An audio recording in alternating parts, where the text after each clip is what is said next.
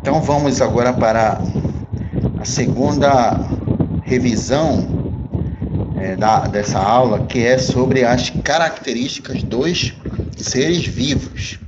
Tá? Novamente, precisamos definir o que é a vida.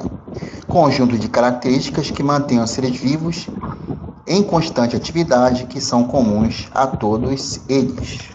Tá? E na aula passada nós vimos a organização celular, né? Vimos lá as células, né? Quais são os tipos de células, né? O que é preciso para você visualizar uma célula. Vimos que elas são microscópicas, invisíveis ao olho nu. Vimos que os seres vivos existem diferentes tipos de células entre os seres vivos e tem 3 estruturas básicas comuns entre as células: a membrana plasmática, citoplasma e o núcleo, tá? E a gente vai ver nessa aula de revisão as outras características dos seres vivos, né? A composição química, a reprodução, material genético, metabolismo, respiração, nutrição, evolução, movimento, crescimento e resposta a estímulos ambientais, tá?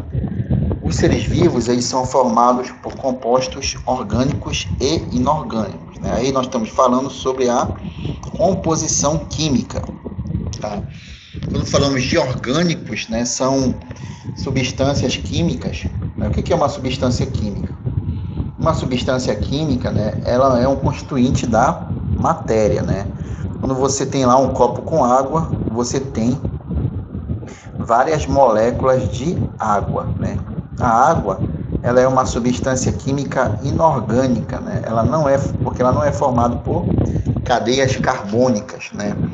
A molécula de água é uma das mais simples que existem, né? Ela é formada, como toda molécula, por átomos, né? Os átomos são a unidade fundamental da matéria e na molécula de água nós encontramos que a molécula é formada pela união de 2 átomos de hidrogênio ligados a um átomo de oxigênio, né? Por isso que a gente ouve falar em H2O e H2O quer dizer água. Mas quer dizer o que sobre a água, né? H2O é a molécula de água, tá? Além da água, né, que é o componente químico mais abundante dos seres vivos, tá? Nós temos também os sais minerais, né, que são elementos químicos que têm importantes funções para os seres vivos. Um exemplo é o ferro, que nos animais, né, o ferro ele ajuda a transportar o oxigênio para as células, tá? E temos também os componentes orgânicos, né? Proteínas, carboidratos e lipídios, né? Cada um com uma função importante, né? Carboidrato, por exemplo, tem a função energética e a proteína a função construtora, tá? Os orgânicos, né, são geralmente formados por cadeias carbônicas, ou seja, átomo de carbono ligado a hidrogênio e a oxigênio, ok? E esses componentes orgânicos, né, eles podem reagir entre si, né? Por exemplo, né, a glicose, que é um carboidrato, ela pode reagir com oxigênio, sofrendo um processo de combustão, tá? Então, esse tipo de reação, ela faz parte, assim como todas as reações químicas que ocorrem nos seres vivos, ou seja, ocorrem dentro de uma célula, né, já que a gente viu que existem seres vivos formados por uma única célula, né? Então, dentro dos seres vivos, o que os mantém vivos são essas reações químicas, que são chamadas de metabolismo, tá? Metabolismo vem de metábolo e mudar, né? Por que mudar? Porque substâncias químicas reagem entre si produzindo outras substâncias que vão, e esse tipo de reação, né, vai ser importante, por exemplo, para a nutrição, para a respiração e para a fotossíntese, tá? Depois a gente volta lá para falar dessa outra característica, tá? Nós temos então a respiração, que é uma propriedade, que é um tipo de reação química que faz parte do metabolismo, que consiste na absorção do oxigênio e liberação de gás carbônico, né? Mas o mais importante mesmo não são essas substâncias químicas, né? Não é o gás carbônico que é produzido, tá? Nós, seres vivos, nós precisamos de energia, tá? Precisamos de energia para correr, para andar, para nos movimentar, para pensar, né? E até mesmo dormindo nós gastamos energia, porque o nosso coração está bombeando sangue para todo o nosso corpo, tá? E essa energia que nos mantém vivo, que mantém o nosso coração bombeando sangue, ela é liberada no corpo através da respiração, tá? E a nossa respiração, né, como nós somos seres vivos que só conseguimos liberar energia com a ajuda do oxigênio, tá? Nós somos aeróbicos, né? Então nós dependemos de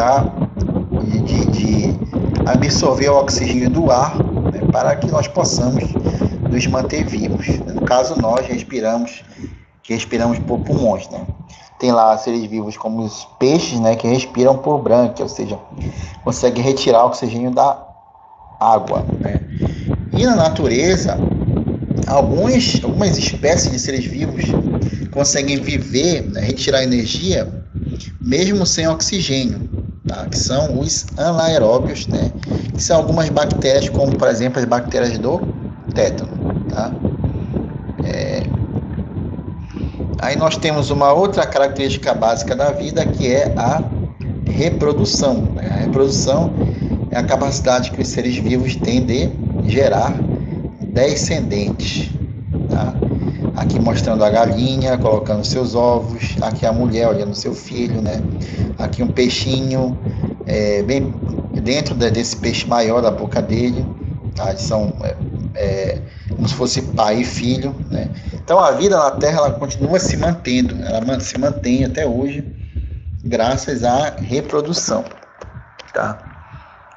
E os seres vivos, eles podem se diferenciar de acordo com o tipo de reprodução, ou seja, a forma como eles vão gerar vida, tá? Nós temos aqui a reprodução assexuada, né? Estes dois seres vivos, aqui um é formado por uma única célula, bactéria, e o outro é um verme planária, tá?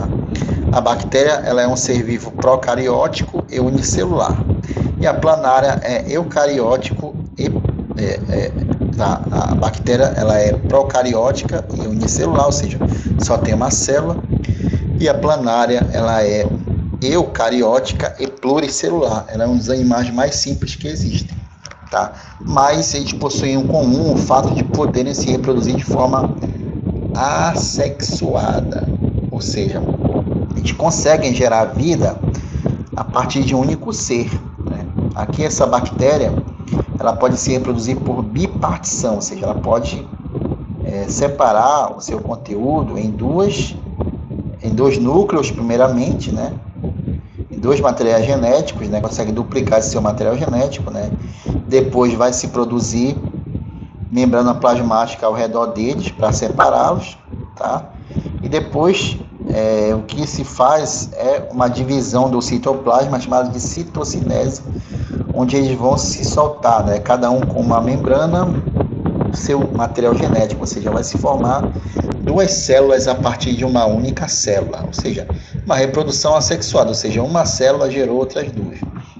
E aqui, né, uma planária, mesmo sendo pluricelular, né, como ela é muito simples, ela consegue sofrer um processo de regeneração, ou seja, ela consegue, então, separar o corpo dela em dois, tá? E gerar duas planárias a partir dela própria, tá ok? O problema desse tipo de reprodução, né, apesar de gerar, uma bactéria pode gerar várias a partir dela, é que os seres vivos eles tendem a ser todos iguais geneticamente, ou seja, não tem diversidade. Diferentemente da reprodução sexuada, né, em que os seres vivos eles vão ser formados a partir da união de gametas, como o espermatozoide e o óvulo, né? Essas duas células elas se combinam, esses dois gametas se combinam e formam o que nós chamamos de célula-ovo ou zigoto, né? Este zigoto, né, formado pela união dessas duas células, ele tem dois núcleos ele tem 2 conjuntos de cromossomos, né? E ele consegue se dividir, formando várias outras células que vão formar um embrião e depois um feto, no caso dos animais, tá? Espécie humana, tá? Então, esse tipo de reprodução, em que os seres vivos são formados pela união de gametas, ela é mais comum entre os seres vivos pluricelulares, como os animais e as plantas. E esse tipo de reprodução, ela é importante porque ela gera variabilidade genética, ou seja, gera muitas formas de genes diferentes, né? E com isso vai gerar muitas formas de vida diferentes, porque um gene ele contém um código, uma região de DNA que contém um código para a síntese de uma proteína. Então, se você tem a formação de muitos genes diferentes, consequentemente você vai ter muitas proteínas diferentes. Então, isso vai gerar seres vivos diferentes a cada geração, a cada reprodução, tá? E outro fator que permite essa variabilidade é um fenômeno chamado de crossing over, no qual os cromossomos, né, que são as unidades que contêm os genes que estão no núcleo das células, os cromossomos homólogos, o que vem do pai e da mãe, né, eles se unem, trocam um pedaço. Isso aqui está mostrando esse cromossomo laranja, né, ele passa um pedaço seu para o outro aqui, né, e esse outro recebe um pedaço da laranja, né, e aí eles ficam diferentes do que eles eram. Então esse processo ele é chamado de crossing over e ele permite com que os gametas se formem gametas com conteúdo genético diferente dos seus pais, tá? E esse tipo de reprodução ela é importantíssima para uma outra característica dos seres vivos, que é a evolução, tá? Porque se a reprodução sexuada gera variabilidade, ela vai gerar formas de vida diferentes. Ela gera, então, processos de modificação ao longo do tempo, né? Várias gerações vai gerando seres vivos cada vez mais diferentes. E isso pode levar a um processo de evolução, levando os seres vivos a uma maior adaptação ao meio em que eles vivem, né? Então, aqui mostra essa imagem, né? Como se o homem, né, surgisse a partir do macaco. Não. O homem não foi um macaco que se transformou em um homem, né? É que o homem e os macacos que nós conhecemos hoje, né, eles possuem um ancestral em comum, né? E eles não foram formados só num único dia, num único ano, numa única vida. Isso demorou milhares e milhares de anos para formar essas espécies. O processo evolutivo ele é lento, tá? Mas ele existe, né? E ele gera formas de vida diferentes, né? E os ácidos nucleicos, o DNA, né, e o RNA são fundamentais nesses processos, porque essas substâncias químicas elas podem sofrer mutação, tá? Aí nós temos uma outra característica da vida, que é o movimento, né? Os seres vivos eles apresentam movimentos em respostas a múltiplos estímulos, né? Tá? O movimento é qualquer alteração na posição inicial de um corpo, né? Aqui o cachorro, né, é capaz de correr, né? Quando o cachorro vê o dono de longe, ele sai correndo, né? Tá? Ele sai correndo atrás de um gato, né? Uma onça pode correr atrás da sua presa, tá? E mesmo os vegetais, como o girassol, possuem um tipo de movimento, né? A palavrinha girassol quer dizer que ele se movimenta de acordo com a posição do Sol no céu, né? Aqui está o movimento do Sol, mas não é o Sol que se movimenta, né? A gente sabe que o que acontece é que a Terra ela possui um movimento de rotação, e aí esse movimento que faz com que a nossa visualização do Sol no céu seja diferente, né? De acordo com o horário do dia, tá? Um tipo especial de movimento é a locomoção, né? E só quem é capaz de fazer isso são seres vivos dotados de tecido muscular, né? Tá? No caso dos vegetais, eles não são capazes de se locomover, né? Porque o vegetal fica preso por suas raízes à terra, de onde ele extrai a água e minerais, ok? Aí uma outra característica básica da vida é chamada de nutrição ou alimentação, né? Ela é necessária para a sobrevivência e crescimento dos seres vivos, né? Também é importante para gerar energia. tá? Aí agora eu falei, né, que os aeróbicos, seres vivos aeróbicos, dependem de oxigênio para gerar energia. O oxigênio é um reagente da reação. Para que ela aconteça, é necessário que o ser vivo se alimente. No caso do animal, os animais que são heterótrofos, né, que não são capazes de produzir o seu próprio alimento, é necessário que eles obtenham alimentos que contenham energia a partir de outros seres, né? Quando você come lá o açaí, o arroz, a farinha, o pão, né, você está comendo alimentos que são uma espécie de um combustível, né, que lá no seu corpo vai ser, através do processo digestivo, vão ser liberados nutrientes que vão sofrer uma reação química que vai gerar energia para você, tá? Essa energia você teve que buscar nesses seres vivos, porque você não é capaz de produzir. Você é um ser heterótrofo, desculpa. Aqui nós temos uma planta mostrando o esquema: energia solar, gás carbônico, água e oxigênio, né? Aqui está mostrando que o vegetal ele absorve gás carbônico, energia e água, tá? Esses três aqui são importantes para ele fazer fotossíntese, né? Por que ele faz fotossíntese? Porque o vegetal ele é um ser autótrofo, ele é capaz de produzir o seu próprio alimento e depois retirar a energia deste alimento, tá? Então, exemplos de autótrofos são os vegetais e as cianobactérias, que são bactérias, são seres procarióticos, mas que já possuem, né, clorofila, né, que é uma substância presente na folha das plantas, né, que ajuda a planta a absorver a luz solar e ajudar a produzir o seu alimento, né?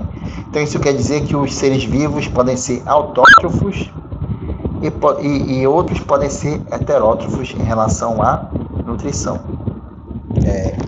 Temos aí o ciclo vital, né? Basicamente são 4 etapas da vida de um ser vivo, né? Ele nasce, cresce, reproduz-se e morre, né? E através da reprodução, mesmo que ele morra, né, a vida ela vai se manter. Mesmo que quando aquele ser vivo morra, ele sofra um processo de decomposição, em que isso vai levar a um retorno da matéria ao ambiente, mas antes, como ele se reproduziu, a vida vai continuar se mantendo, né, em outra espécie. Na mesma espécie para outro ser vivo, tá? E aqui mostra exemplos de diferentes seres vivos, um animal invertebrado, um mosquito e um vertebrado, né? E eles, no seu ciclo de vida, eles apresentam um tipo de desenvolvimento chamado de indireto, em que o filhotinho que sai de dentro do ovo, ele não é igual ao adulto, né? Ele possui uma forma mais adaptada à vida aquática, tá? Depois ele vai sofrer um processo chamado de metamorfose, no caso da rã, do anfíbio, né? Estágio larval, mudanças, no caso do mosquito, tá? É um exemplo, né? Uma característica que ocorre em alguns animais, tá? Aí há uma outra característica da vida que é o crescimento, né? Tá?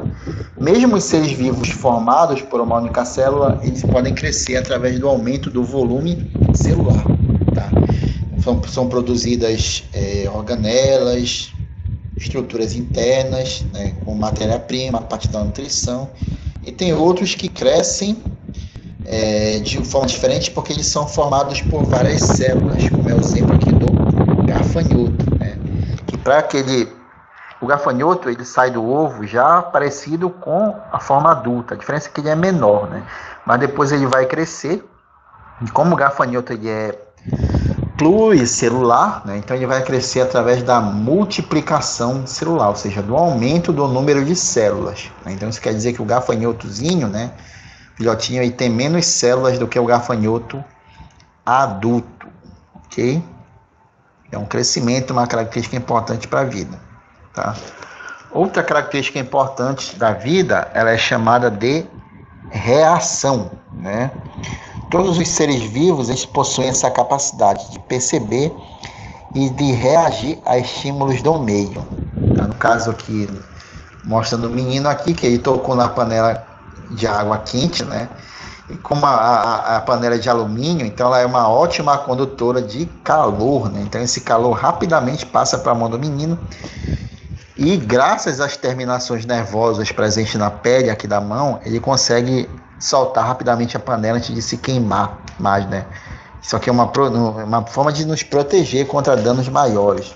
É isso, graças ao nosso sistema nervoso, nós possuímos um arco reflexo, tá? Nos permite agir de forma inconsciente quando quando a gente sofre um estímulo forte do meio com o calor. E aqui uma plantinha dormideira, né? Que você já deve ter visto e já deve ter tocado nela e ter visto que ela realmente se fecha quando você toca, né? Assim como você quando toca no embuazinho, que é um animal, tá? A dormideira ela fecha a sua folha, né? Como forma de se proteger, né? Contra uma possível ameaça que pode ser você destruir suas folhas, né? Isso é uma forma dela reagir ao estímulo do meio. No caso, as plantas não têm sistema nervoso, mas elas conseguem ter essa reaçãozinha, tá? Conseguem reagir, ou seja, porque as plantas são seres vivos, né? Crescem, né? Elas reproduzem-se, elas têm metabolismo, fazem fotossíntese, né? Elas reagem a estímulos, como a gente viu, então elas também são seres vivos, ok? E essa é a nossa aula de revisão sobre características dos